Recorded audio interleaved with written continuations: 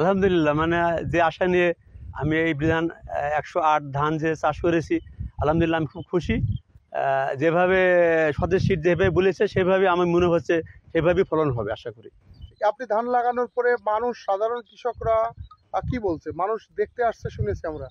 দেখতে আসছে এবং বলছে যে পরবর্তীতে যে ধান, এই ধান ছাড়া আমরা ধান লাগাবো না, তারা এই আশাবাদ ব্যক্ত করছে আর কি, যে আমরা এই ধান লাগাবো।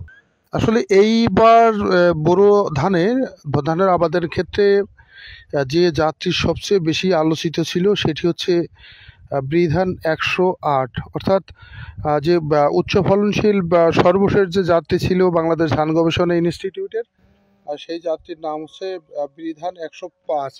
তো বৃধান বৃধান 108। তো বৃধান 108 নিয়ে আসলে যে মাতামাতি ছিল, সেই মাতামাতির কারণ কিছুটা হলেও আপনারা ইতিমধ্যে অনেকেই বুঝে গেছেন যে কারণ সারা দেশে যেখানে যে প্লট আছে, ধান আছে, সেটা একটা অসাধারণ লুকিং এবং আসলে একটা সৌন্দর্য বর্ধনকারী ধান হিসাবেও এটি চাষিদের কাছে একটা অন্যরকম আকর্ষণের জায়গা তৈরি করেছে।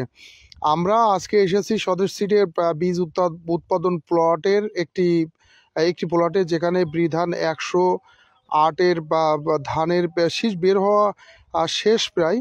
আসলে 2-1 দিনের মধ্যেই হয়তো সব শীষ বের হওয়া শুরু হবে। এই ক্ষেতটা মূলত হচ্ছে 1.5 বিঘা জমির একটি, মানে এখানে সব মিলায় 2 বিঘা জমির একটি প্লট।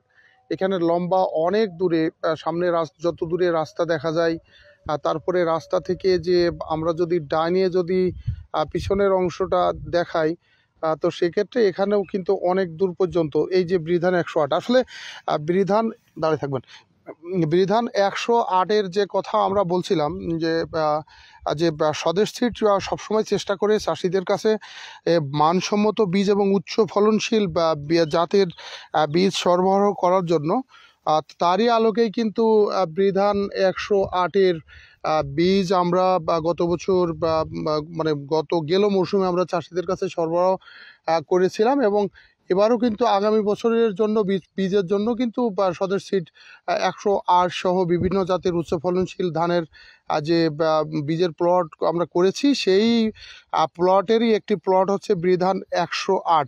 এখানে আমরা যে জিনিস দেখাইতে চাচ্ছিলাম আপনাদের, একটু শীষগুলোর দিকে একটু যদি খেয়াল করে দেখি আমরা, একটু আপনারা দেখতে পারবেন যে দেখেন যেখানে বৃধান 108-এর শীষে, প্রতিটা শীষে এখানে 270 থেকে 300 বা 300 প্লাস কিন্তু ধানের সংখ্যা হওয়ার কথা। তো সেখানে একটু দেখেন তো, এখানে দেখে তো অবশ্যই আপনি নিশ্চয়ই অনুমান করতে পারবেন। একটু এখানে যদি ক্যামেরা পজ করা যায় তাহলে হয়তো কিছুটা হলে গুণাও সম্ভব। আসলে এটাই বাস্তবতা এখানে। এই কারণেই এই ধানের সংখ্যা বেশি, এবং সেই কারণেই কিন্তু ফলনটাও বেশি হবে।